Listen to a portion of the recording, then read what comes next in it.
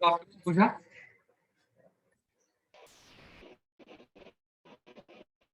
Yes. Can you hear me clearly? Yeah, I can hear you clearly. I can see you as well. Okay, great. Recording has started. Yeah. Waiting room is also enabled. Now I have to just Yes. check. So start admitting people at 3:59, Okay. 1 minute before 4 p.m. तब तक किसी को admit मत करना, ठीक है? Okay. You will be assigning me the co-host, right? Yes. Okay. 1 second. Okay, Bose is also in.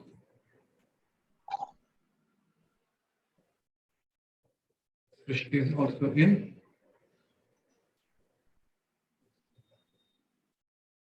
Good afternoon, Bose. Good afternoon, Anand. How are you? All good. How are you? Good to see you.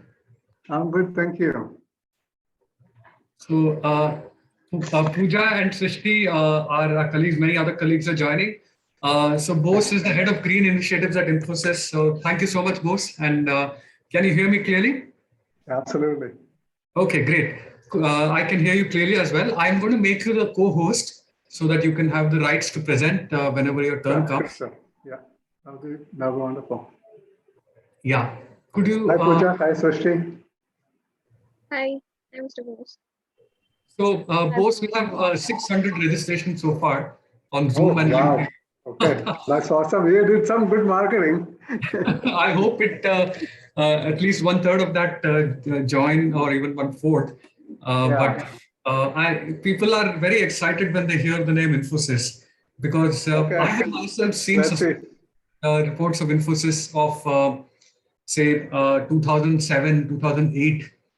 Yeah. Many years before nobody even spoke about these things, and that's the heritage that Infosys has, and which is people are very eager to hear about that. Could you please present your screen, Bose, so that we can just check that that is coming on fine? Absolutely. Yeah. Let me open my file first.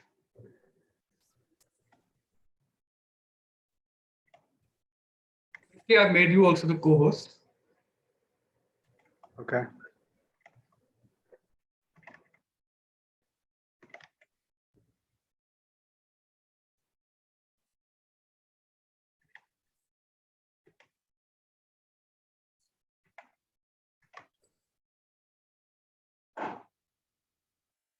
Can you see? It's fine, Bose. We can see. Okay. Yeah, perfect. Okay. Yeah, if you can just transition, I think that should be fine. So we can see the. So I will just share my screen and just take you through how we are going to do this. Or maybe I'll just wait for Anil to join. He should be joining anytime. Yeah. So the board behind you, Bose, is like a scientist board. Is it that prominent? I mean, yeah, it is. It's a lot of graphs and scribbling, and it looks like a very intense. That's regular day at work. So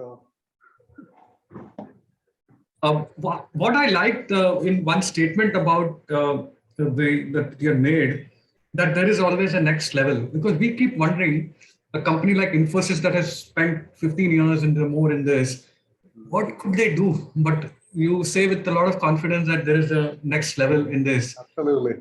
That's what keeps it interesting, like a video game. Absolutely. You think you're done? No, I mean. Yeah, there's something or the other that keeps. I And mean, how large is the team? I'm sorry. Yeah. How large is the Green Initiatives team? So here, I think it's embedded into multiple teams. The Green Initiative teams itself is pretty large. Here itself, we have pure play ESG people, then ESG related people embedded into our infrastructure. Oh, okay. We design and build our infrastructure. So we have, experts in lighting and in shading and in air conditioning, all all this really help us to this high efficiency lead platinum, infrastructure for us. Plus, we have people embedded into facility the operational team, so it's actually, I think we probably have one of the largest teams, focusing on many of them, not many of them, all of them have this as a KPI also. So Okay.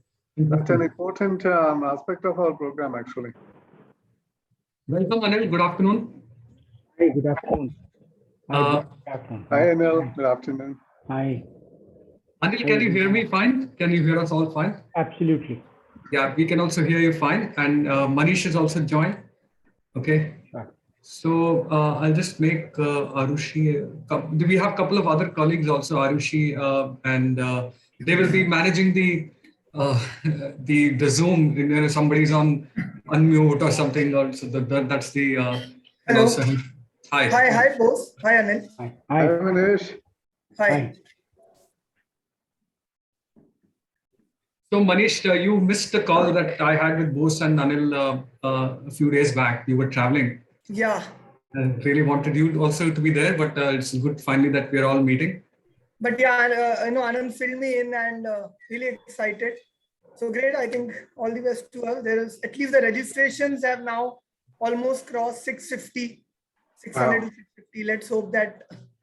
Yeah, So I do so many of these, but I have no visibility of the kind of attendance they have actually,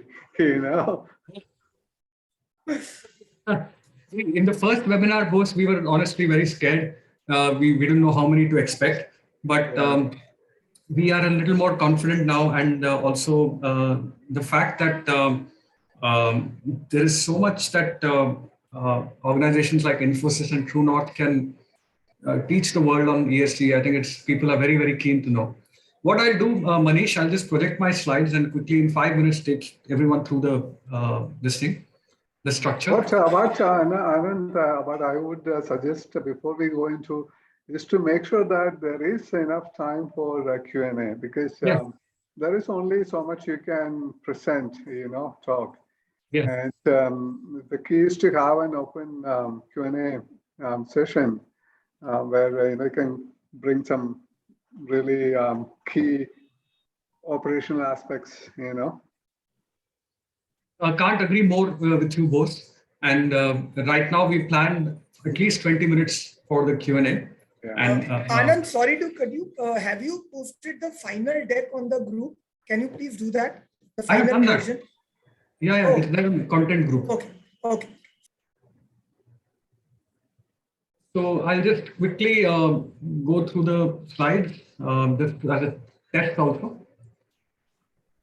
Sure. Yeah, you should be able to see. Yep. Okay, so Manish, you're starting with this. Then I will go to, then this also, Manish. Then I will go to this slide with the speaker introductions. Then with this, I will hand over to Bose. So this will go and Bose will see his screen. Then after he finishes, Bose, these are the points that I'm planning to summarize quickly for you, as you had noted. And after this, I will hand over to Anil with Anil. These are your slides. We will go through them, and after you finish with this slide, I will do a very quick summary for all of us, and then hand over to Manish for the Q&A. Yes. Yes. Good. Good now.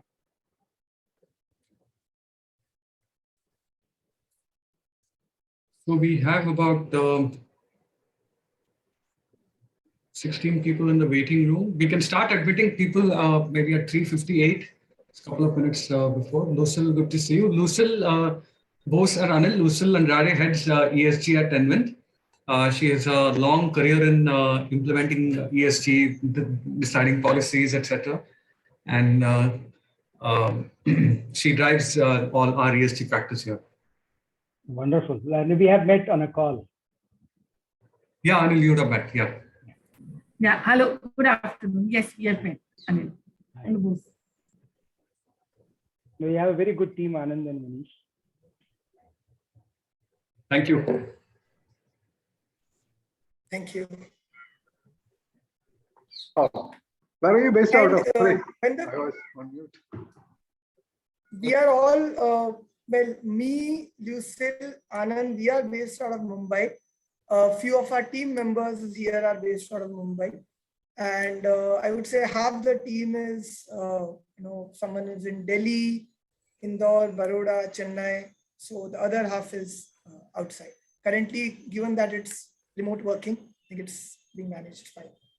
Okay. On the Q&A, just one thing, so last time also, often the audience asks specifically, let's say I have a question for Bose or I have a question for Anil. If they don't have, then either me or Anand will go through it and then probably direct it at one of you, depending on the perspective. Sure. Maybe we both will have something to say about most questions. Yeah, even better.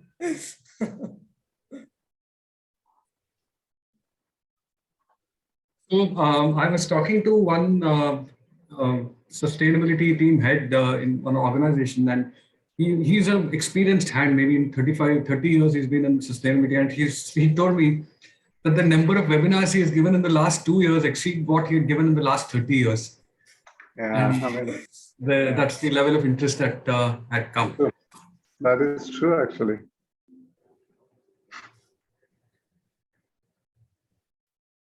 That's a lot of non-white space behind you, Bose. I just realized it. I don't also noticed that. I don't know how visible this is on a screen. So yeah, I mean, I usually have some company logo. So we do most of the calls on Teams. That is our official platform, and that I have a company background, installed. So no, we can always say that this is what the hard work that goes behind ESG implementation.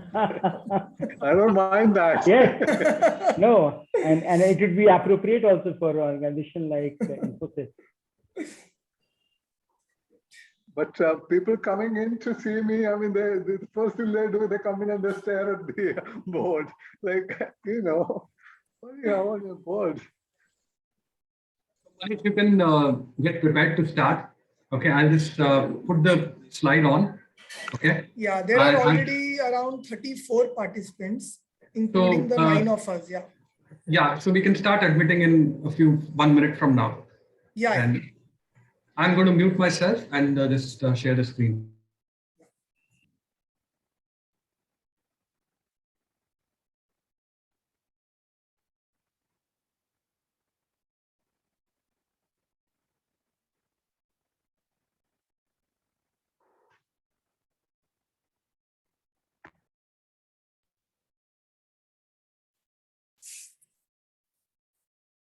I think we can admit all.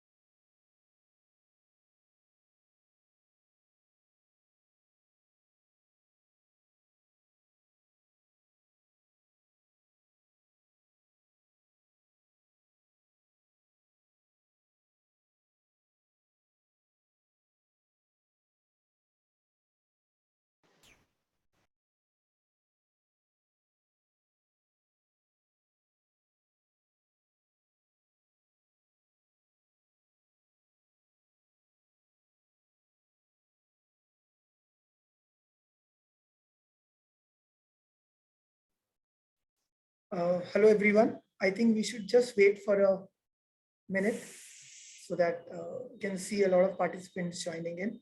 So just give us a minute.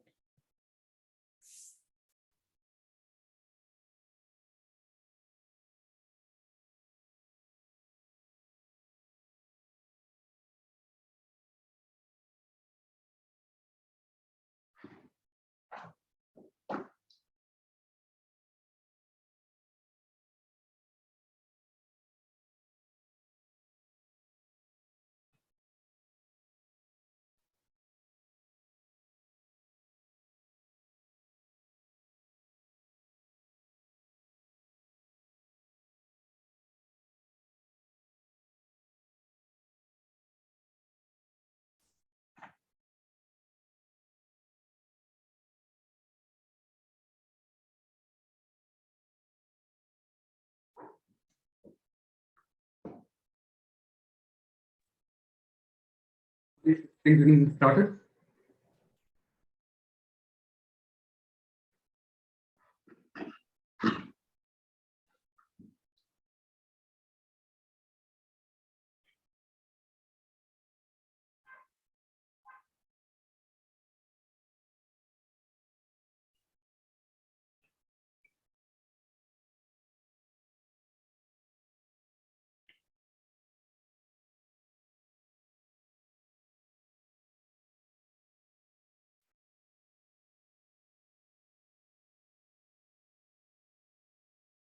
Yeah. So good afternoon, everyone. And thank you all for joining us on this webinar. I'm Manish Jain, and on behalf of Envint, a warm welcome to you all to our second webinar of the three-part series on ESG integration. Now, many of you in the audience were with us in the first webinar that was held in October. So welcome back. A couple of housekeeping announcements before we begin. Please ensure that your mics are on mute. And we will have time for questions at the end, but please do feel free to use the chat box anytime during the presentation, and we will visit those questions later. Next slide. The objective of this series is to delve and discuss as to how can organizations, and to be specific, corporates, approach the subject of ESG integration. And to set the context as a starting point, in our first webinar, we had scanned scores of JDs or job descriptions for positions seeking ESG and sustainability professionals, who represented all such ESG professionals having multiple responsibilities, some of which are on the screen, as a common thread from all these JDs that we scanned. And as you see, it is a multidisciplinary role with elements of strategy, goal setting, targets, data collection and monitoring, communication, project management, and even coordination across these functions. Moving on, in the first webinar, the objective of Winnie was to get guidance on laying a strong foundation for ESG. And she got this from her mentors, and the key takeaways that were there are summarized in this slide. To spell them out, focusing on the critical areas with well-defined boundaries, which help channelize management bandwidth where needed the most, more so when the concept of double materiality now intersects between ESG and financial metrics. The three pillars of integration and the importance of them, which is strategic, operational, and cultural across functions. And lastly, a very realistic and pragmatic goal setting, which helps prepare a roadmap for the future. However, now that the foundation is set, Winnie is still faced with some issues, and these pertain to implementing the ESG at an organization or the ESG rollout, which, if you can say, how to develop metrics and KPIs, how to plan targets against these KPIs and then roll them out across the organization. And most importantly, how to build capacity and training in the team who do this. So let's see how we can guide her to navigate around this.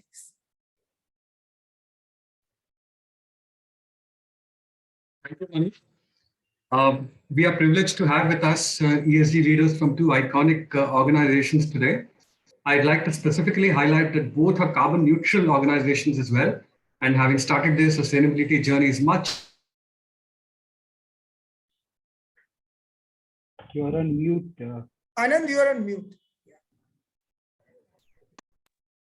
Sorry, could you hear me before? Yeah, I think it's you mentioned everyone that how both Infosys and North are carbon neutral. So Bose Varghese is the head of green initiatives at Infosys.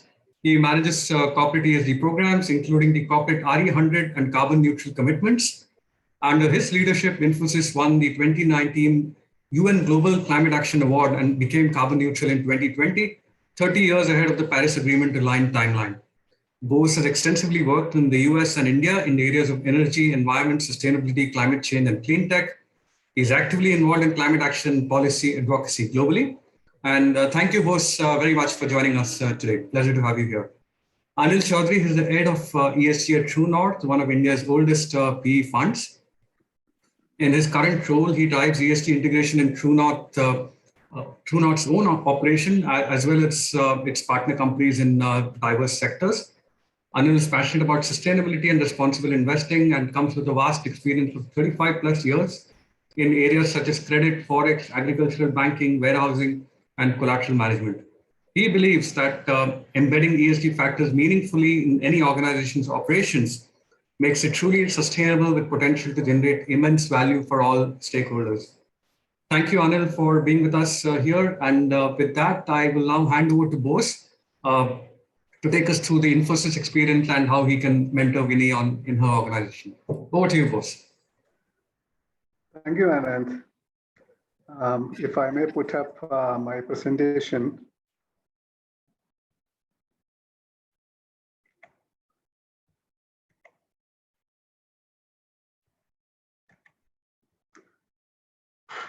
Yeah, is it visible, the presentation? Yes, please go ahead. Yeah. Okay. So, hello everyone, good afternoon. My name is Bose Varghese, and I'm happy to be here with you today. So when I was trying to put this together, hold on. Why my slides are not moving? Okay. So I had a big challenge because, as many of you know, we are quite evolved in this space. What sitting here today, what I may see and I may view, we are at a different level, it may not be a fair take on things, and we have started this journey long time ago. So here is a snapshot of our journey so far. In fact, our journey started way back in 2008. If you look at our website, you will see, of course, we until recently we called ESG, we called sustainability. It's a new terminology, ESG, and thanks to mostly the investor community for making the terminology ESG more pervasive. So 2008 we started, and you can see along the way we have so many milestones. And in 2020 we became carbon neutral. When we became carbon neutral, we also, that was a huge milestone that we achieved after more than a decade of sustainable journey. And at that time, we had actually looked ahead and set 2030 goals as well. So where we are today, we are a net zero company. We are committed to 100% renewable energy. Today we are at about 50%. We have, as I said, in 2020, we launched our 2030 vision, where we, across E, S, and G, all three baskets, we have enhanced our ambitions. And across various ESG rating agencies, we are one of the highest ranked among all these, including first time CRISIL released a rating for India last year, and we were on the top of the list. Now I will come to, as a practitioner, building a program, and essentially some of the points that you have to keep in mind. You have to build a program that ultimately you have to make disclosures on. So that means you need data, and then you need metrics, and then they connect back to your important aspects of your business that you want to build a program around, and that is where the materiality comes into play. I'm sure you touched upon this in the previous session. There is this new concept of double materiality. Some of you may have heard about it. So there is a materiality when someone like Mr. Chaudhary, they are looking from outside to inside to an organization like us, and their perception of risks and opportunities in the ESG space may not be at this point exactly the same as me sitting inside and looking at materiality, an outward view. In the ideal world, there should be the same, but there is this new concept of double materiality. So then you build a program to manage all your impact. Today, with an increasing focus on investor community on ESG topics, you are likely, or you must be focusing more on those that have a financial impact. Not all the time you will see a direct impact, but if you do the materiality right, you will see or you will come up with those topics that have a financial impact on the business. And then there are a myriad of disclosure standards. Most of you must be following GRI, and some of you may be following SASB. There is TCFD for climate alone. You must also be reporting through CDP. Some of you may be reporting to Dow Jones. And whether you, based on your public reporting, you may be getting rated by various agencies. So, the other thing is ESG is an evolving space. What we did 10 years ago is not exactly the same as what we do today. And the way we look at things is also not the same. And ultimately, whatever you do, it has to reflect in your business strategy. And if it is not, it is just, it's not really part of your core business. And ESG today, it doesn't have a standalone,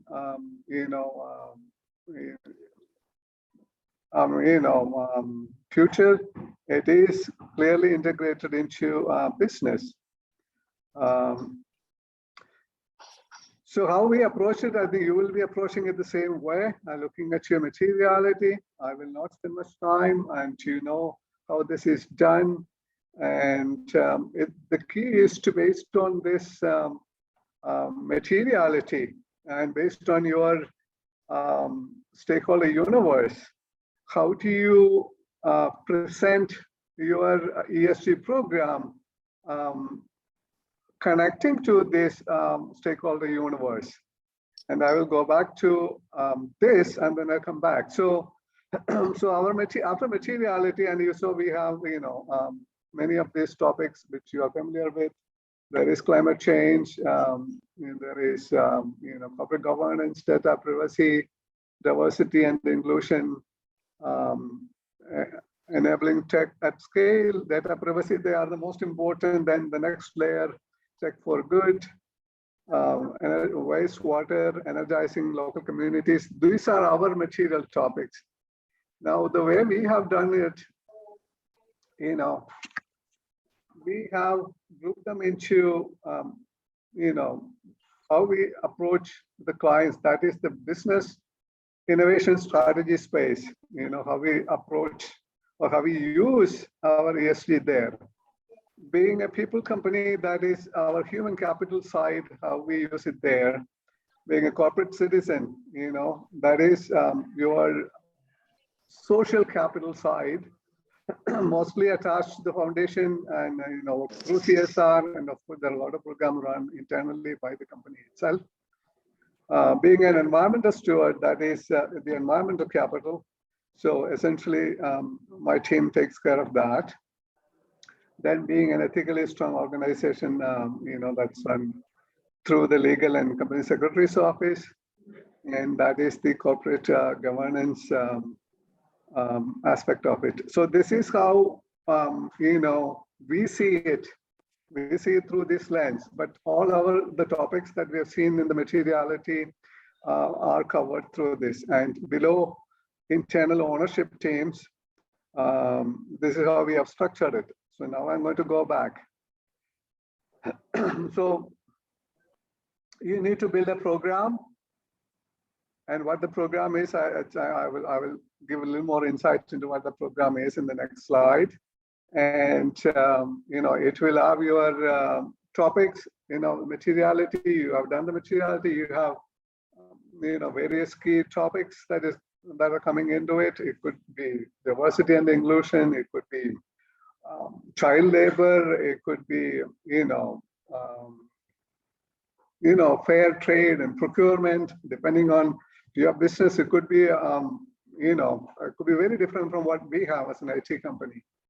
And based on that, you will have, you may have a policy, you will have different goals, different targets, and, all that is part of your program. And then initially you will have probably some experts, taking the lead and running it.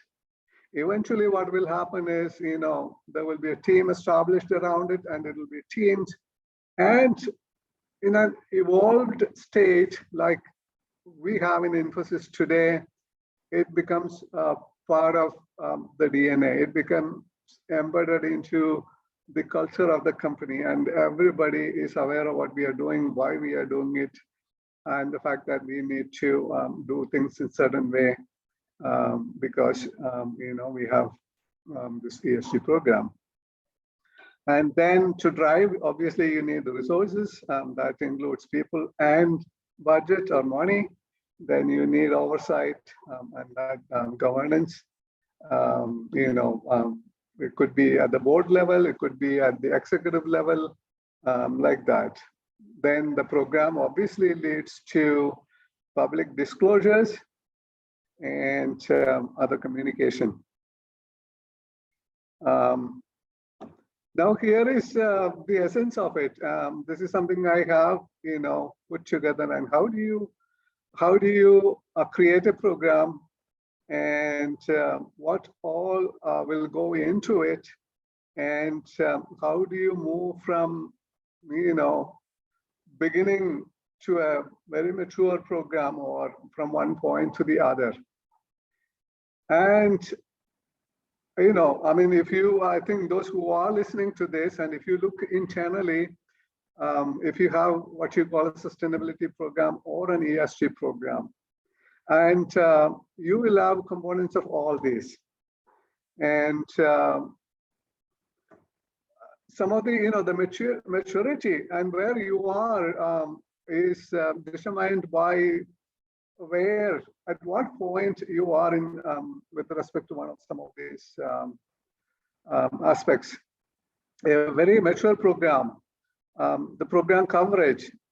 If you are a big corporation with operations in different geographies, you have other subsidiaries.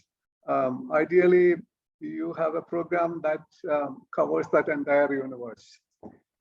And what that means, what you decided to run. Say you have decided to run a employee program, for example, and that is running across the corporation, including your subsidiaries, all of them. And there is somebody running that, somebody responsible, and there is data flowing back to you. So that becomes an aspect of program that runs through this boundary. And so the physical boundary, within the business, sometimes when you start, you are starting with the corporate office, maybe your home country, and then slowly expanding the scope. And sometimes you are just looking at your within your own premises kind of business, and then you expand to your supply chain. So so that's how you really grow and mature in the program. A mature program will have all these elements. The program coverage itself, you have identified 8 or 10 material topics that are really material to you across E, S, and G. And you have a fair grip on only 3 or 4 of them. Then you have some distance to go, and you have to build programs around the other aspects, and you have to propagate that program from typically inside out. You start wherever you are, your corporate office, your home country, and then outwards. And then, the program runs and you get data back. And so you're able to report on that particular program. Then there is digitization. Today, this is one of the mega trends. Like everything else, ESG is getting digitized. A good program will be founded on proper policies. By processes, I mean actually properly institutionalizing. Otherwise, there would, for a large company like Infosys with operations across the board, if you don't have a process to institutionalize how you run certain things. If I am doing so many things today for this company, if tomorrow I move out, what happens? Will there be continuity? Will there be consistency? So you need to have certain processes, documented processes, maybe some management systems in place. Governance in a mature program, you'll have governance at the highest level.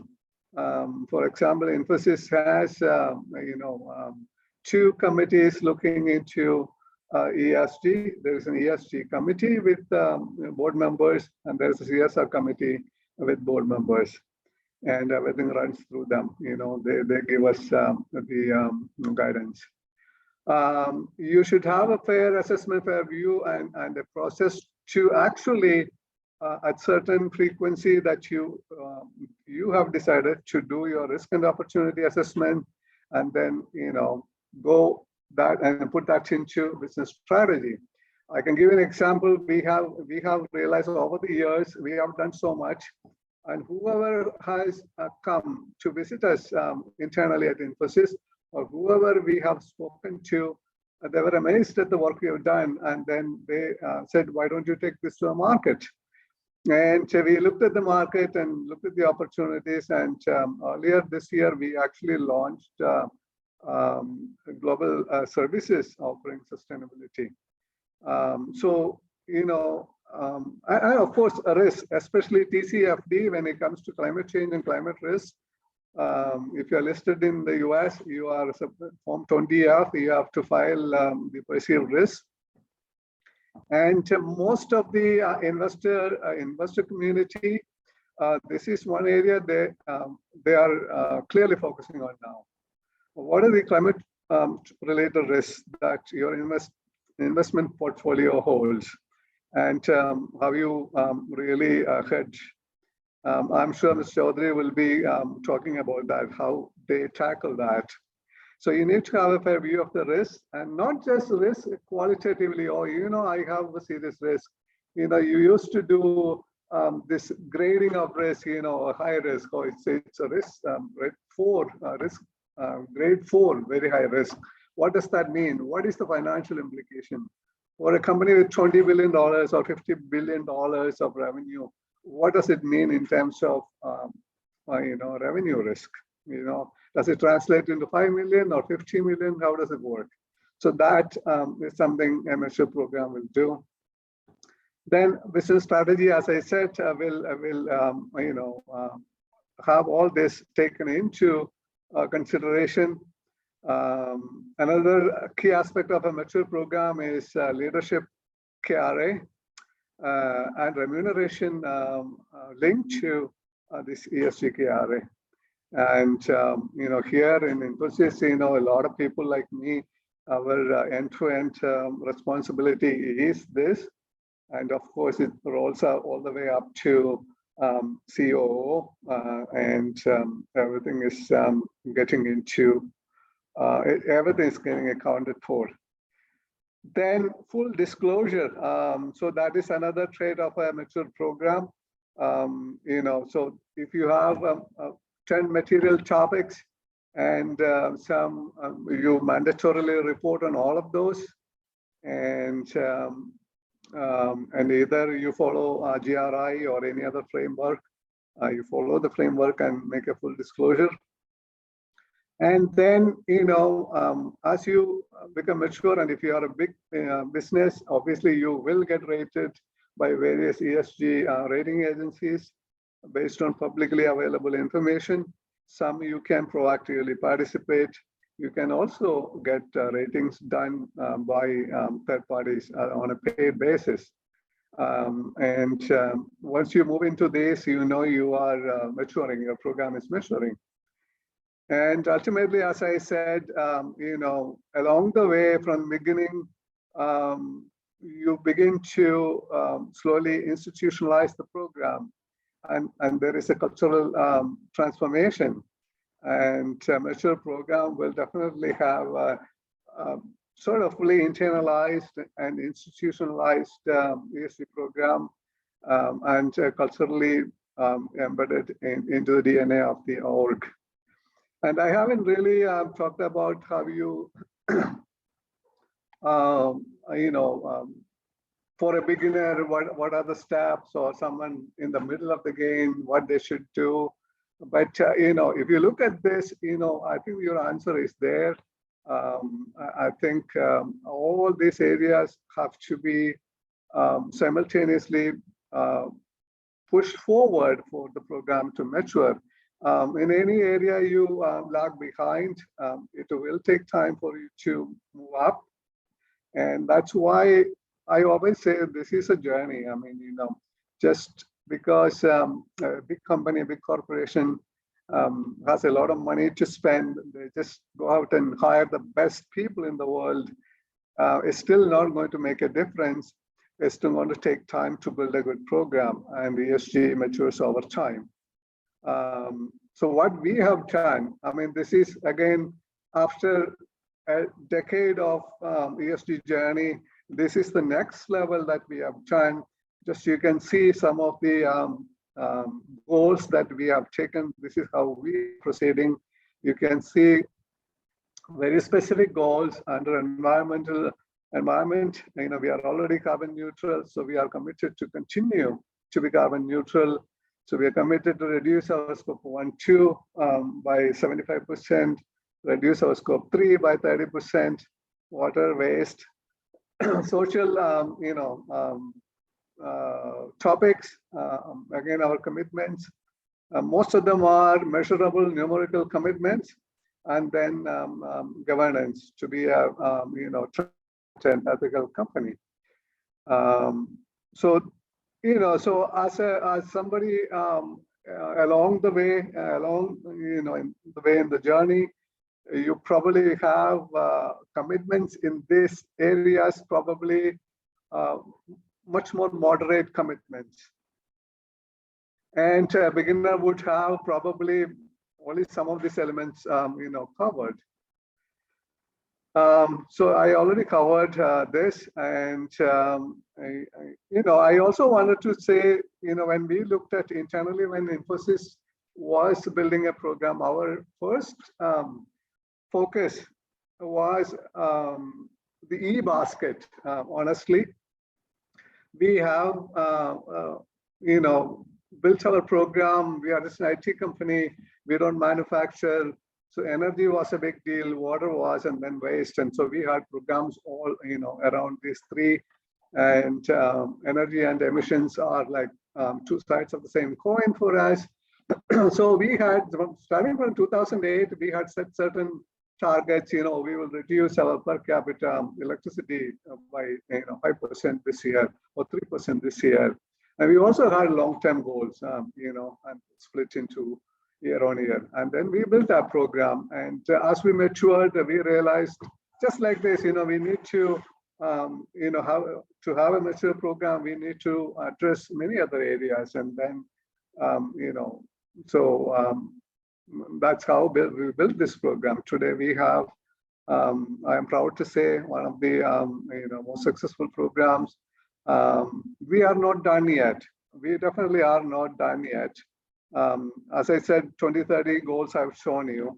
When we get there, we will have other goals. And so this is not really in fact, for the ESG practitioner or any company, there would not be any end. There will always be new levels to reach. So for anyone in this space, my what I would suggest is, if you haven't, if you don't have a program, start a program. What you do, exactly how you do, it doesn't matter. You start a program, you keep that needle moving, and you will come to a point that you understand your program better and what needs to be done next, and then keep expanding, keep learning and keep moving.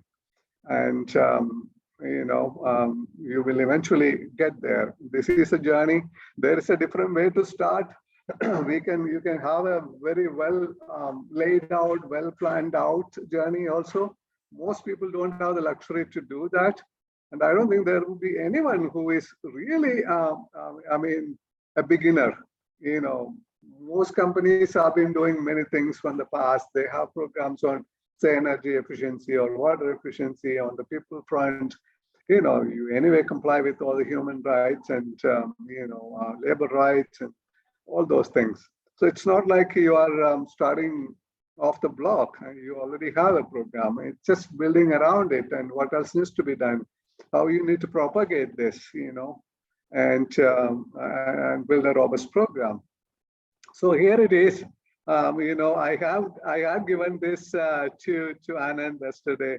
My take on this, be like a video gamer. That's my take on it. Take the plunge, keep moving.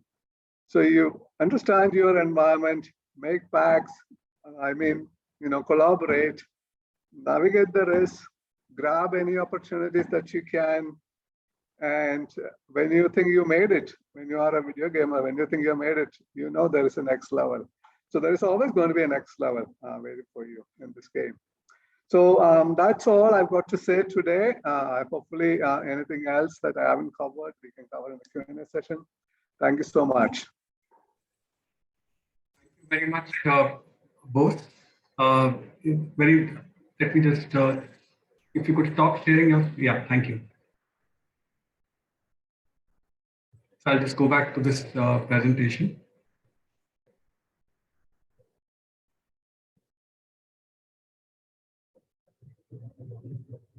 Give me 1 second, please.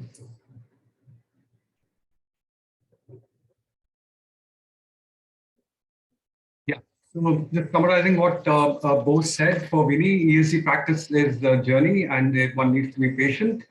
The path to transformation can start from anywhere, from a beginner to an expert, and eventually it ends up being a cultural transformation.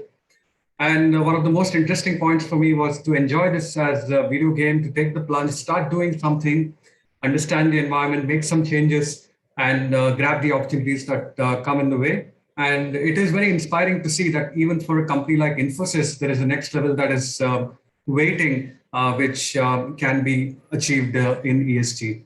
So with that, I would now hand over to Anil for his experiences with True North and partner companies. Over to you, Anil. Yep.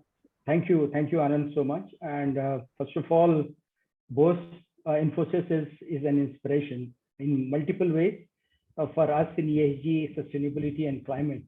What Infosys has been doing for the last several years, ESG and climate has become a buzzword for the last 5-7 years, but you have been doing it for the last several years. So hats off to your organization and the responsibility that you as an organization have shown. Wonderful work.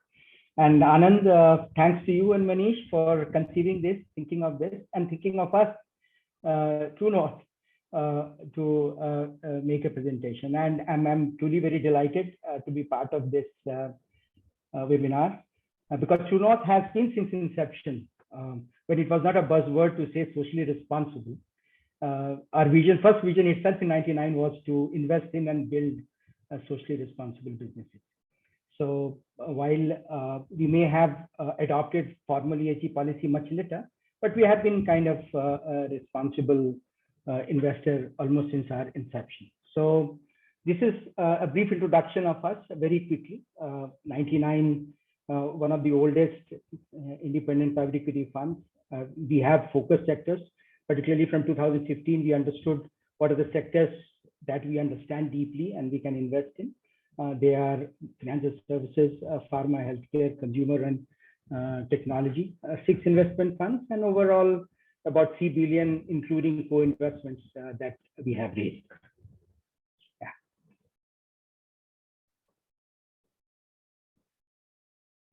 So as I said, that since inception we have conceived building businesses which are socially responsible.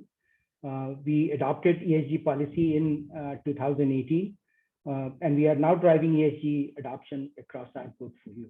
So it was from Fund 6 that we formally adopted, but what we are trying is to make True North as a whole bring on the ESG platform. And we understand that ESG is not about compliance. It is about aspiration. It is about taking yourself to the next level. And another important thing, I being from business, from banking, I have understood that it is nothing theoretical. Actually, it is a very commonsensical approach, and it should be very much part of the operations. One very important step that we took in 2020, when all of us were struggling with COVID, that was the year we utilized to really consolidate our understanding, our integration of ESG. We became a signatory to UNPRI, probably one of the first homegrown private equity funds to sign up to UNPRI. And signing up itself, you fill up the application, give the commitment and sign up.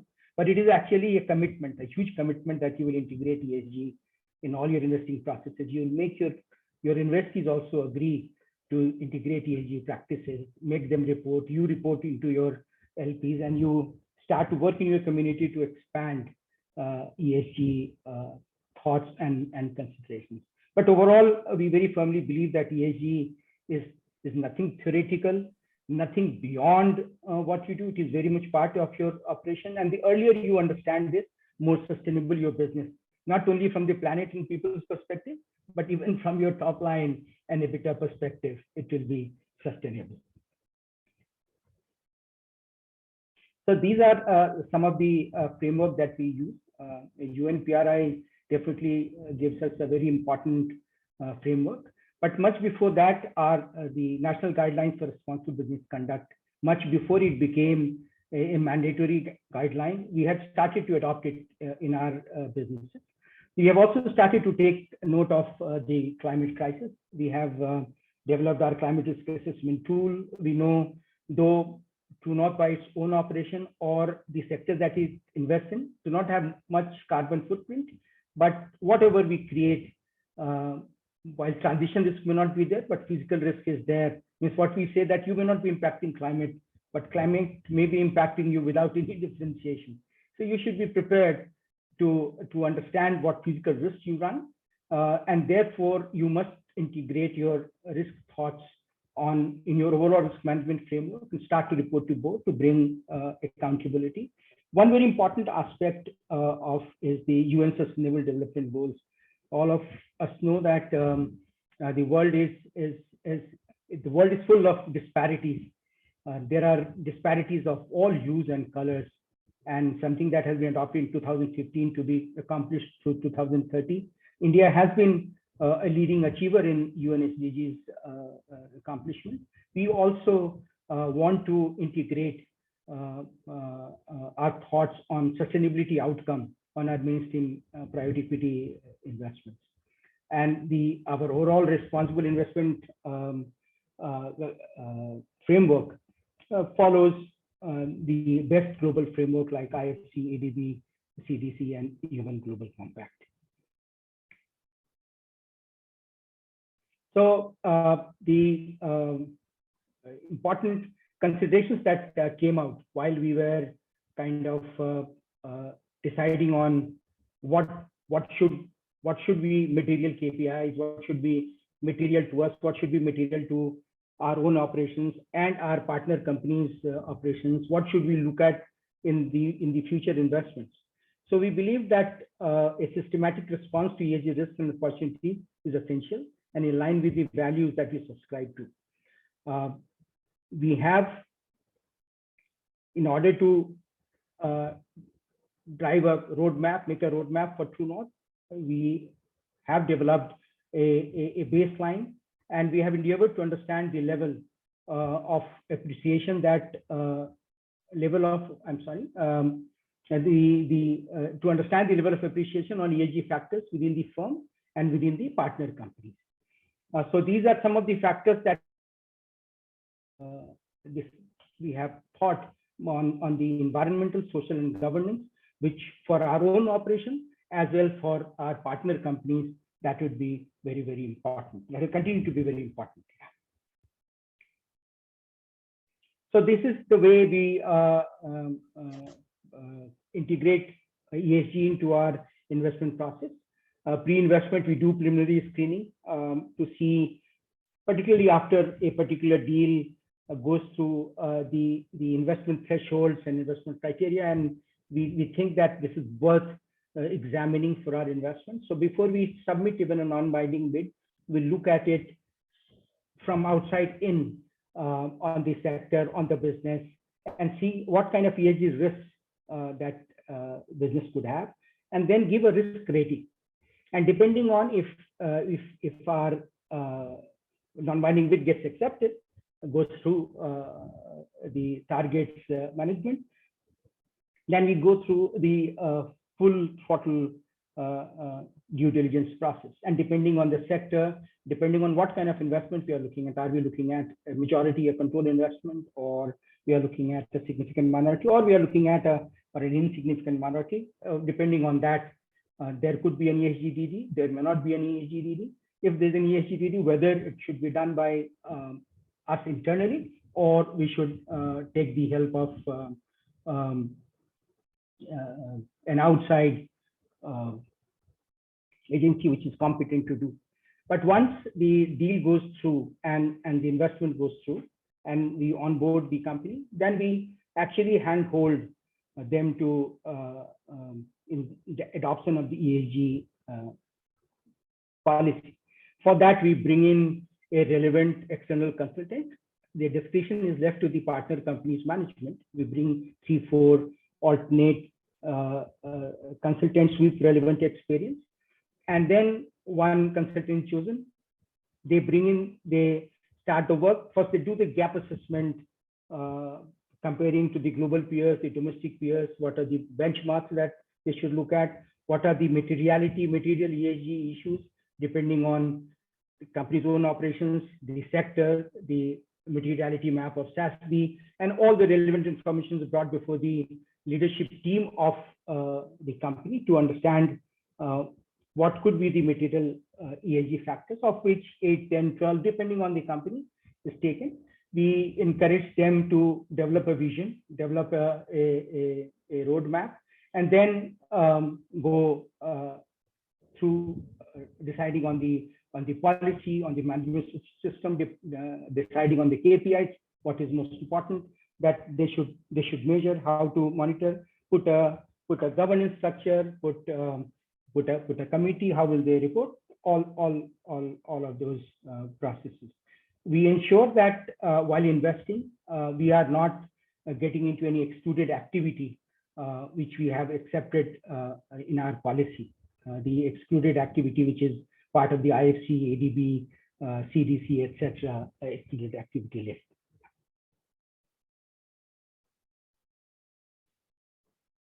So our value creation plan that we have for our partner companies, these are the 6 factors that we actually look at, which help.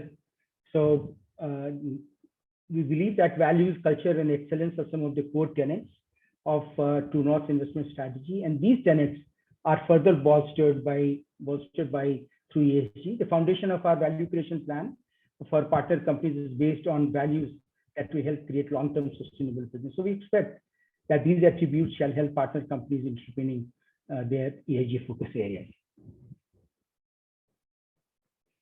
So we start with looking at their policy. We have determined that the important ESG policy, after they have an ESG policy in place, should be there.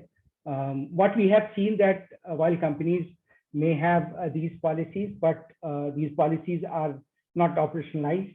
They remain only on paper, only in the books.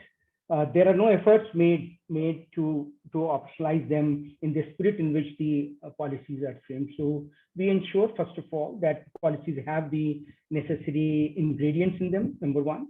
Number 2, that the employees are aware. And number 3, there are regular programs to make people aware. We have seen examples that companies have a whistleblower policy for the last several years. not a single whistle is blown.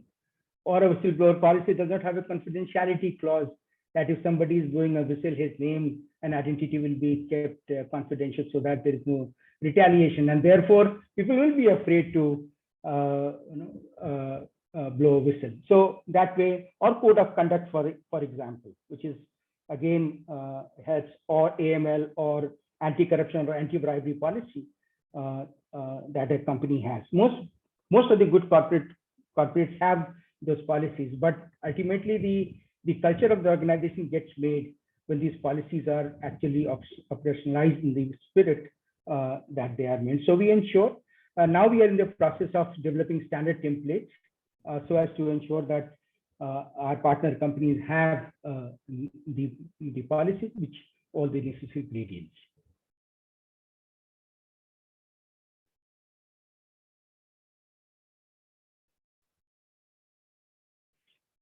So in order to ensure that the ESG is taken, ESG implementation is taken seriously, we ensure that there is proper governance structure that is put in place. That becomes part of the ESG policy and the management system itself, which is typically headed by the CEO. And one CEO heads with all the senior leaders of the team being part of the committee, then one would be reasonably assured of required seriousness and accountability. We help them ensure that they look at developing their long-term roadmap, because we believe that while our ownership period could be limited to 5 years, 7 years, but they are a perpetual entity. And so we should look at encouraging them to institutionalize the ESG and the ESG deliverables with long term in mind. We also help them to understand that an ESG head properly assigns the responsibility of ESG, who is somebody like a CFO or HR head or a legal and compliance head or a risk head, can take the ESG responsibility additionally, because our companies are not of a very huge size, number one, and most of these would have good practices already. It is only to ensure that there is a kind of a day-to-day focus on the various aspects of ESG that an ESG head is around. It serves the purpose. Also to ensure that all the KPIs of the respective responsibilities are also detailed well. In order to ensure that seriousness, accountability, responsibility, and that it is done right, we have also been encouraging our companies to make it part of their internal audit scope.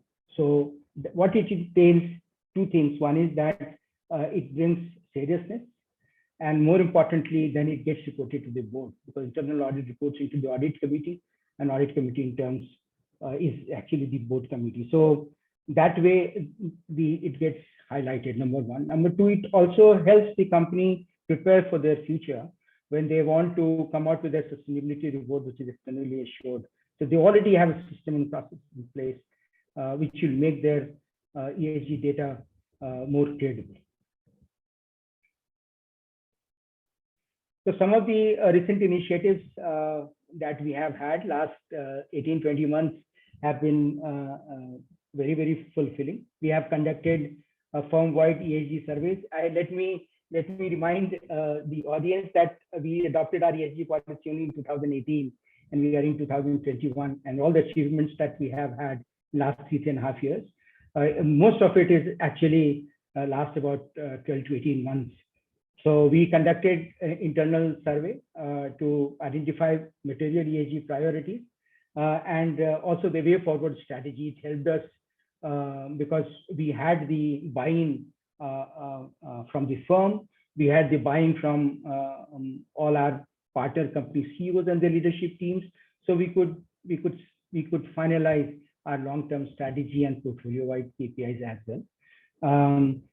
When we developed our first ESG policy, our own operations was not thought to be responsible for ESG, but as we understood ESG better and better, actually we also are responsible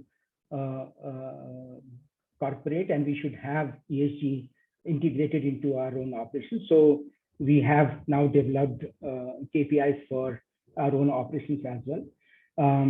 We have now, as I said, long-term ESG strategy to align with our implementation experience, our UNPRI mandate, and learning from the best global practices. We also developed our thought and approach to address climate risk, being UNPRI signatory, which has subsumed TCFD recommendations, and majority of TCFD recommendations are actually a core criteria in the reporting framework. That means that the UNPRI signatory should publicly commit to Paris Agreement, publicly commit to TCFD, start to monitor climate risk into their portfolio, and also build TCFD reporting structure in their own operation and in their partner companies. So we are into that process. We have developed a climate risk assessment tool with the help of PwC, which has been our partner in most of these endeavors, in order to understand the climate risk resilience of our portfolio and the way forward to integrate climate risk diligence in our investments. And as I said earlier, that while our partner companies, majority of them, I would say 90–95% of them, have very small carbon footprint, but all of them, and therefore may not necessarily have a lot of transition risk, but almost all of them would have tremendous physical risk. All of us have, and we have started to see for last 3–4 years the ferocity, the intensity of all the climate events that are happening. So it is better to understand how physical risk can derail your supply, derail your operations, how it can impact your offices and your work. So how to integrate physical risk, climate risk into your overall risk management framework. We published our first ESG report. I'm very happy to share. I'm sure many of you would know, and therefore became the first homegrown private equity fund to have issued our first ESG report.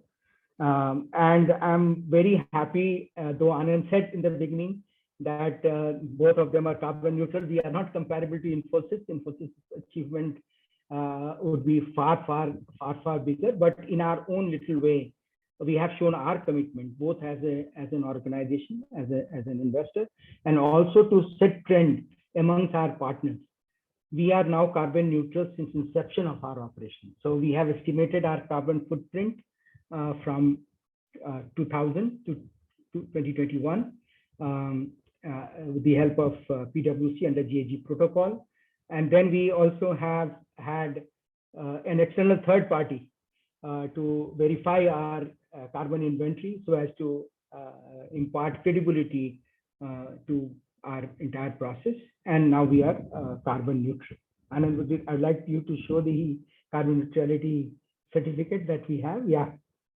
So thank you so much, Anand. And over and above that, just to go back, you need not go back to this slide, but we have now undertaken comprehensive review of our ESG policy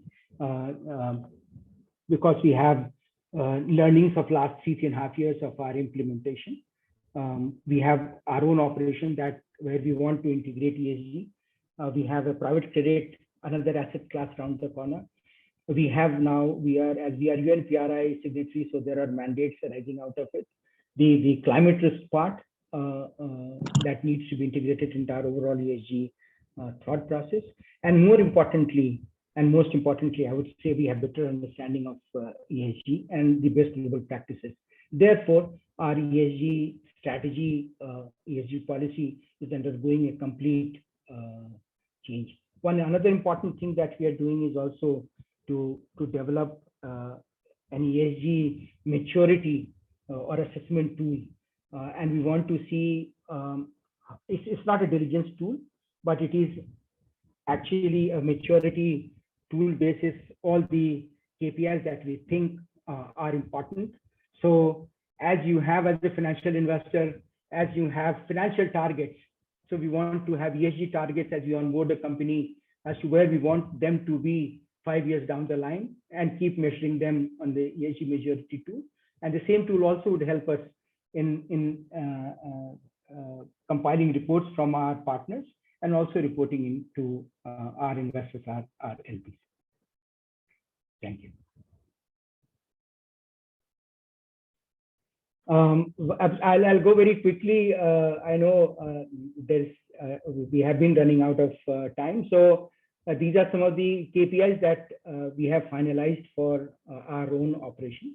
And all of these come from our strong belief that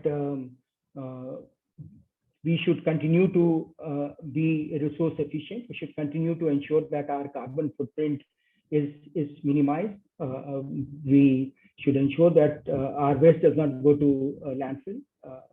How we can recycle, we continue to offset. As our commitment to reduce our carbon footprint, our firm has decided that the work from home has become the default. We are expected to be in office only 2 days in a week, thereby significantly reducing our carbon footprint. That is one significant step that the firm has taken to show our commitment to the environment. Same way, the employee satisfaction level, the gender diversity that we are working on, the various wellness and health programs that we run, and the RI trainings. Likewise, in governance, all the relevance policies, the awareness about them, how we deal with supplier, etc.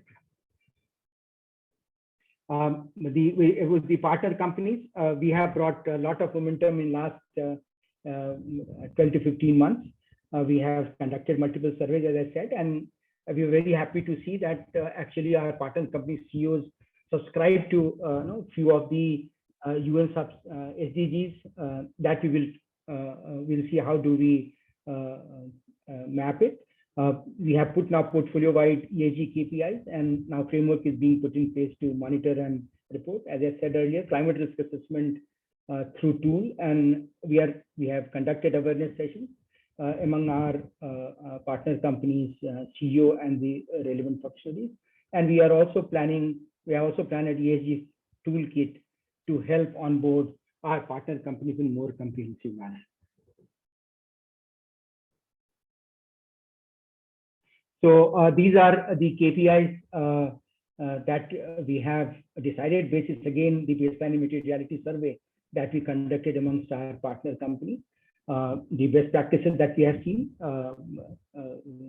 So we will, at portfolio level, continue to track these and report to our investors and our stakeholders on these KPIs. Yeah, thank you so much. Thank you, Anil, and for a very detailed presentation on your experience.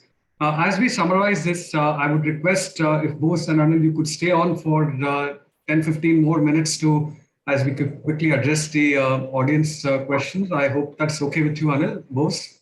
Yes.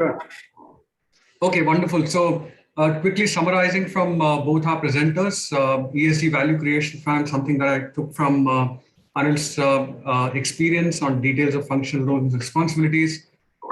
Taking KPIs seriously, that helps in implementation and looking at very execution level input. And as Bose said, that this is a video game that one has to enjoy, take the plunge, keep moving, make packs and grab opportunities. And there is always a next level waiting. So thanks, Bose and Anil once more. Manish, over to you, please. Thank you for giving the investor and the corporate perspective, and thanks, Anand, for the summaries. I think without much ado, we will now move to the Q&A session. And I'll begin with the first question by Rahul Gautam, which says that, do you think we need one reporting framework which captures the assets ESG performance completely rather than having multiple frameworks, specifically because there are overlaps between these? And similar question on frameworks was by Rohit Khanna. How do you prioritize the elements of the framework? Okay, this is different. So Rohit, I will just quickly take this. how do you prioritize the elements of the framework for ESG implementation is primarily driven by a materiality analysis. And we discussed that in detail on the first webinar, and on the chat window, there's also a link where earlier we discussed in depth on it. So we'll move to the question by Rahul. And we got it last time also. So I would request both if you can very quickly take this, do we need one reporting framework, or these might be multiple frameworks which have overlaps, and not one framework is holistic? So what's your view on that? Sure. This is one of the most common suggestions or expected change in this space, and that change is on the way. I must say today, you are right. Most people start with GRI, then as you mature, you are kind of nudged to do TCFD for sure, and maybe SASB. So at COP26, they had announced the financial world is stepping in. IFRS, the IFRS Foundation has announced the formation of ISSB, which is International Sustainability Standards Board. They are going to, create by next year, this time, we should have a first draft from them. This is going to be a amalgamized reporting framework, and at the back end, many of these other framework creators are collaborating. So change is definitely on the way, and IFRS, who have created the financial reporting framework, is clearly banking on their expertise and creating a new framework. So it is likely to happen, in the next 2-3 years. Maybe we will see next year a draft is expected. 2023, we will see probably some pilots, and by 2025, that may become, the standard to follow. Well, thank you. In fact, for everyone's information, and if someone from the NBN team can post that link on the chat group today itself, the GRI came up with the notification where the revised universal standards are now freely available for download, and they will be, in fact, be there for reporting from 1st Jan 2023, and early adoption is encouraged there. So it's a recent news, well, thanks both. And I'll move on to the next question, which again, I would request you to take it by Sri Nagesh. The gist of the question is that how do you ensure that the ESG initiatives that the company takes at the corporate level is disseminated amongst the employees? How do they get trained into what the company is doing? How do they get access to their ESG sustainability reports? So basically, how do you integrate and bind the internal communication between the central team, which is managing the ESG function, and the larger team, specifically in large organizations? Who is that for? Sorry? Who is that question for? Yeah, this question is for you both, because Sri Nagesh did mention Infosys's example in terms of a large company, and with more than 1 lakh employees. How do you manage this? We are almost very close to 3 lakhs, by the way. 3 lakhs. Anyway, I will take that. Like I said, like in many other things dealing with ESG, this is also a journey. I said when I was presenting at the more evolved, mature end of the game, the whole ESG thinking gets embedded into your DNA. That means, your employees. So propagating what you're doing to the employees, that in itself is a journey. Eventually, so it's a two-way traffic. Initially, you solve this information to all the employees through many platforms. Internally, we have Sparsha. There's a blog, people write, I often write. There is an education series Right now, we are running on climate change. We had some, ways, and this is bringing people personal stories, company stories, just educating them. We run sometimes, we have campuses across the country, sort of competitive, something of competitive nature. It could be giving them some energy reduction targets between campuses. So we do, over the years, we have done so many different things we have an eco club.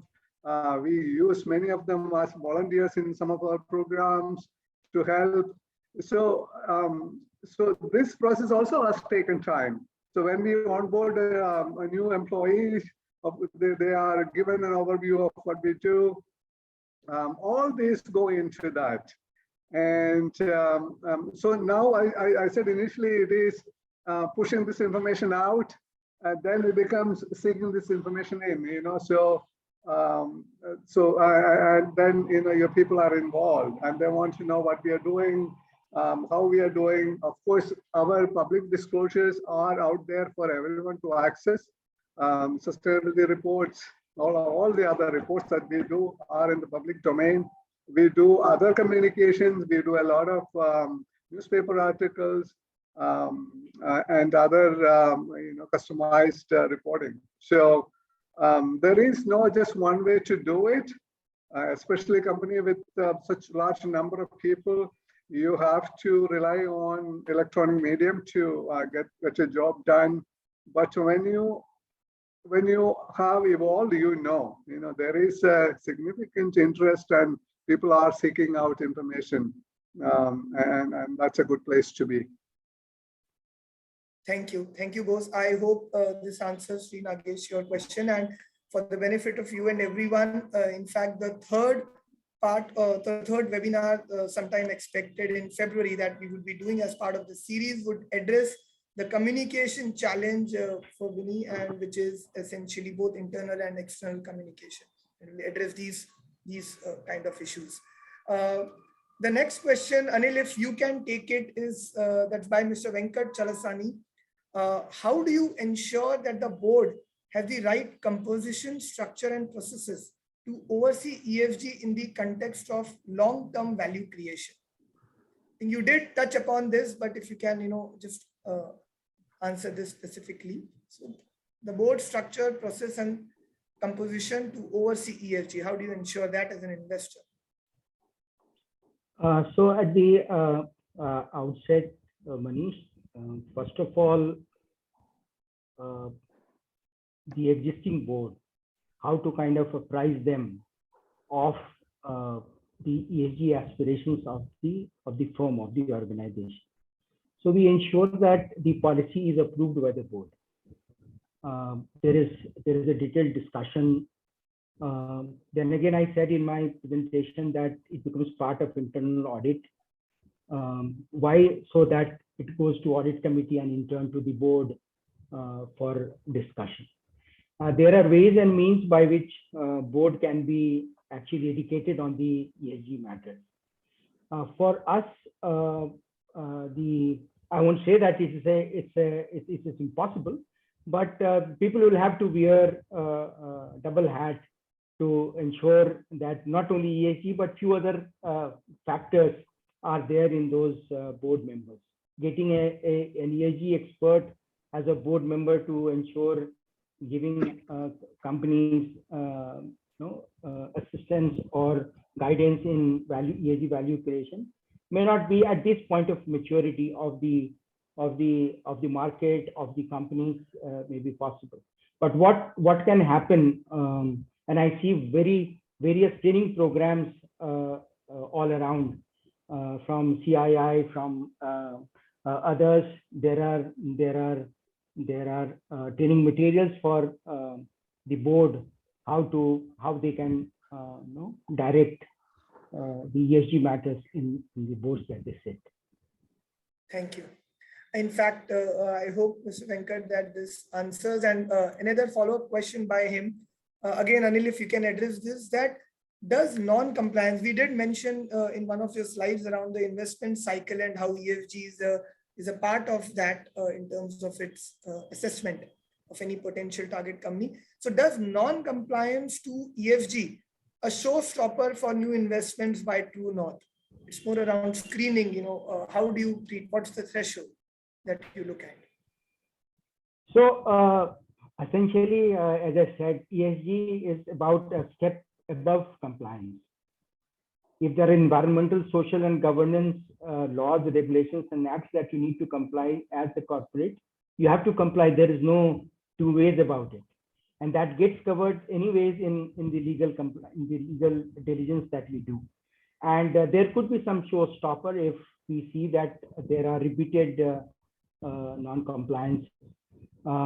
Whether a good ESG practice becomes a positive factor in investment, we have not come to that stage yet. That we will, or to value an organization more, either evolved ESG practices. So in sum, I'm sure that any investor or anybody who's putting in money in a potential target will ensure that all the existing laws and regulations and compliances are being followed by them, irrespective of whether ESG or it is not ESG. Thank you, Anil. There's a question by Shifali Shetty, and it's an interesting question. And it would be great if we can get both or your perspectives, Anil and Bruce. Why are policy documents always prioritized during data collection, even though it got released in the earlier or preceding years? So latest information can be updated from a particular year's sustainability or any other CSR or annual report or the company website. So doesn't it affect the ESG report if updated info gets missed from the latest report, and rather the old policy documents get referred? So I think this, but in the question, and you can answer the bigger part of this question, that why the importance on policy rather than on the other hardcore data. But Shifali, probably I'll just take one bit of it. So generally the policy documents always have a date. They have a date of announcement or when the policy was also enforced. So I think that is something that can be taken care of as to whether it is dated or it is current. But I would just take out the bigger question as to how important is a policy compared to on-ground quantifiable data when we are evaluating ESG. So I think that's pretty, I think, not so difficult to understand. Policy, what does the policy do? It gives you, it sets you on the right path. It gives you direction. And so you take human rights or labor rights or environment or health and safety, policy would capture in probably a very succinct way how you will manage, or it just gives you direction to manage that. And data and the individual programs are actually a subset of that. So it goes both ways. Your program must be aligned to the policy, and the policy will tell you, okay, your program is in accordance and it makes sense. And obviously, policy runs, definitely above the individual, KPIs or individual programs around a particular aspect. Thank you.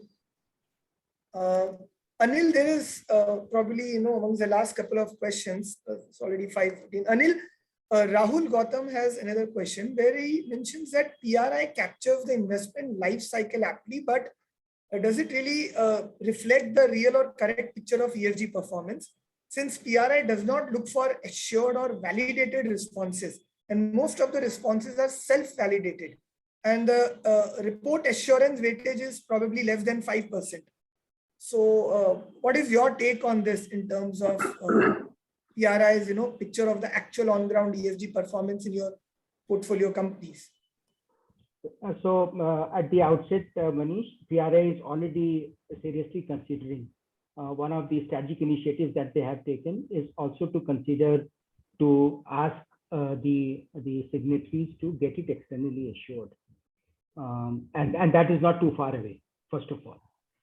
Second of all, even if somebody reports into a PRI on a ESG data from their industry company, ultimately it is for the usage of a stakeholder. A stakeholder could possibly be your investor into your fund, your LP, who will look at your transparency report, and basis that, he will also look at few more information as it comes along. So that does not, to my mind, become the basis of a decision by an LP or investor, whether how good or bad or credible your ESG processes are. So I would say that this is important, while getting externally assured is important. In fact, we have also put in our ESG strategy how in few years we should actually start to get the important aspects of our UNPRI reporting externally assured. But I would say that the reporting by means, just to sum it up, that it is ultimately the user who is using that data to kind of form an opinion on you. And UNPRI data itself, the data that is submitted to UNPRI itself, does not become a kind of a certificate or anything that is taken without any further examination or scrutiny by your intended investors. So I would say that, and UNPRI is also aware that some washing happens, and that is why to kind of encourage better practices, they are also thinking among very many other aspects, like, say, as you may know, from 2021, there has been significant change in the reporting structure. And that is why lot of confusion has been created because of that reporting structure. There is no reporting in 2022, maybe first time in UNPRI the reporting history. And it will again regain. And also, Manish, I would like to come back to the earlier question on policy or actual data. You will capture actual data basis your policy.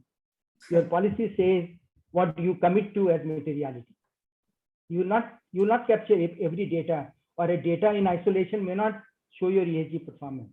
It is what you have committed in your ESG policy, and commensurate data that you show will establish your credential as ESG achieved. No, thank you. Absolutely. In fact, we have one comment on the chat box by Ms. Sunila Sastrabudev, who did mention that policy indicates commitment. Anyways, we have a few more questions and we will respond to them separately, one to one. I think we'll have to bring an end to the Q&A session now. Apologies for just being a little ahead of time. So thank you all for joining us today and making an extremely engaging session through all the questions. And hope you all have some interesting insights to take back with you. Sincerely thank Bose and Anil for guiding Vinny, and in the process all of us, on this core step of ESG integration, which is the implementation phase. We'll come back in a couple of months with the third edition of this webinar series to check on how Vinny is doing on her ESG rollout efforts, and to help her with enhancing her communication around ESG, both to her internal and external stakeholders. So, well, thank you all. Thank you. Thank you very much. Thank you. Bye-bye.